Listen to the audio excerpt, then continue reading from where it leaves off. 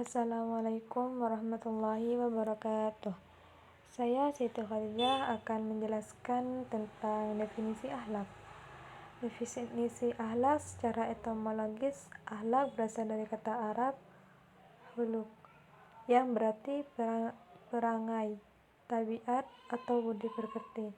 Kata ini berkaitan dengan akhlak yang berarti ciptaan atau bentuk lahiran, sedangkan khuluq merujuk pada sifat batiyah.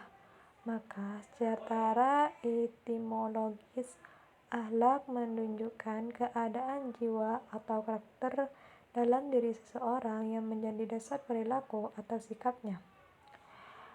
2. Prinsip akhlak Islam. 1. Berasal dari wahyu ilahi. Akhlak Islam bersumber dari Al-Quran dan Sunnah. Bukan hanya logika manusia, menjamin kebaikan universal dan abadi. 2. Bersifat universal dan relevan sepanjang zaman. Prinsip seperti kejujuran, keadilan, amanah, dan kasih sayang berlaku untuk semua manusia. Cocok diterapkan di segala kondisi dan masa. 3. Mengintegrasikan ibadah dan muamalah. Akhlak Islam tidak hanya dalam ibadah kepada Allah, tapi juga dalam hubungan sosial, mencakup akhlak kepada diri sendiri, sesama manusia, alam, dan Tuhan. 4. Membangun kepribadian manusia seutuhnya, membentuk manusia yang seimbang, cerdas secara spiritual, emosional, dan sosial, melahirkan pribadi yang berintegritas tinggi.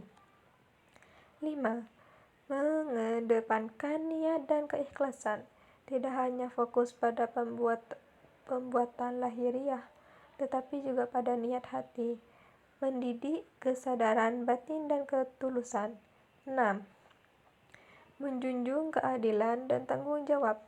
Prinsip akhlak Islam mengarahkan pada sikap adil terhadap semua akhlak, menumbuhkan rasa amanah dan tanggung jawab dalam setiap tindakan. 7. Mengaruh pada tujuan hidup mulia. Akhlak Islam membimbing manusia untuk mencapai ridha Allah dan kebahagiaan dunia akhirat, bukan hanya moralitas duniawi tetapi juga spiritualitas. B. Sumber akhlak Islam. 1. Al-Quran sebagai sumber utama memberikan petunjuk akhlak langsung dari firman Allah, menjadi pedoman nilai akhlak sepanjang masa. 2.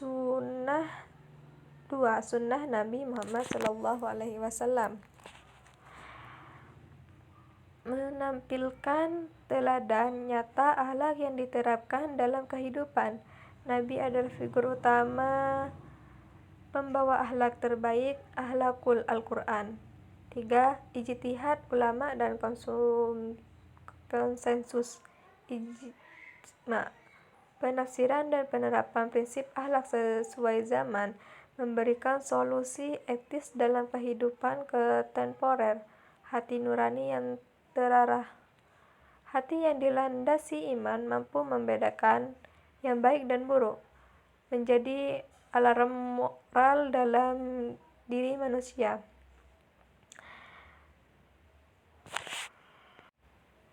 C. Ciri-ciri akhlak Islam. 1. Bersumber dari iman. Akhlak Islam lahir dari keyakinan kepada Allah. Semakin kuat iman, maka semakin baik akhlak. 2. Berlaku menyeluruh, syamil, menyakup hubungan manusia dengan Allah, sesama alam, dan diri sendiri, tidak terbatas pada ibadah ritual.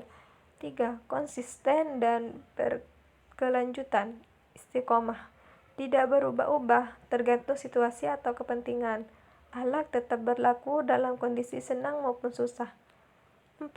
Mengedepankan kebaikan dan keadilan, tujuan membawa manfaat dan mencegah kerusakan, tidak menzalimi diri maupun orang lain, 5.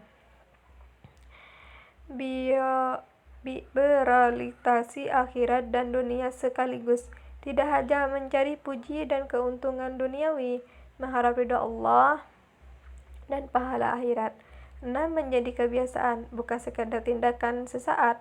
Akhlak Islami menjadi karakter tetap, bukan perilaku kreatif, terbentuk dari latihan dan pembiasaan. D.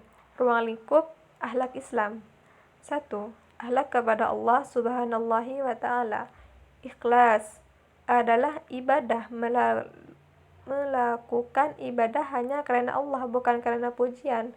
Tawakal dan syukur, berserah diri atas takdir dan senantiasa bersyukur atas nikmatnya. Taat kepada perintahnya, menjauhi larangannya, dan menjalankan kewajiban dengan sepenuh hati. 2. Akhlak kepada diri sendiri, menjaga kehormatan dan harga diri, tidak merendahkan diri dengan dosa atau maksiat.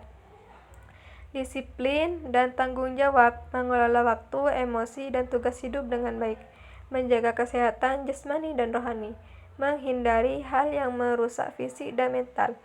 3. Akhlak kepada sesama manusia, sopan santun dan toleransi, menghormati perbedaan dan pemberilaku santun, adil dan jujur, tidak curang atau menzalimi dalam segala bentuk interaksi, tolong menolong dan kasih sayang, peduli dan saling membantu tanpa pamrih. 4. Akhlak kepada makhluk lain, alam dan hewan, menjaga kelestarian alam, tidak merusak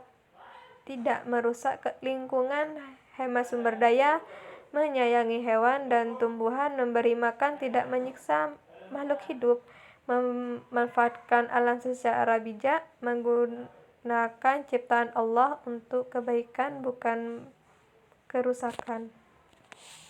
Cukup sampai di sini penjelasan dari saya, kurang lebihnya mohon maaf. Wallahul muwaffiq ila aqwamit thoriq. Assalamualaikum warahmatullahi wabarakatuh.